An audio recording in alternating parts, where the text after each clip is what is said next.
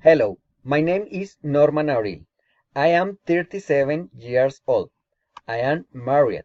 I was born in Chocontá, Cundinamarca. Actually, I live in Bogotá. I study food engineering in the National University Open and Distance. I live with my wife, my daughter, my cat, and my new little baby. Their names are Paola, Valentina, Tiger, and Violeta.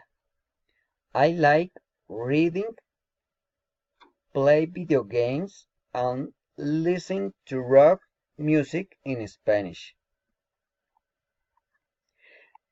The Enrique Olaya Herrera National Park, the second oldest park in Bogotá, has served the community for approximately 78 years.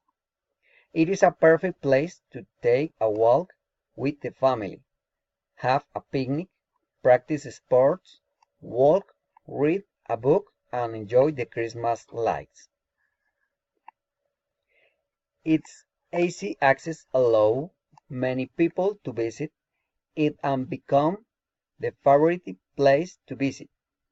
The park has soccer field, basketball, volleyball, skating rink, and hockey. It is a beautiful place to enjoy. I recommend it. I invite you to visit it and enjoy nature there. Thank you.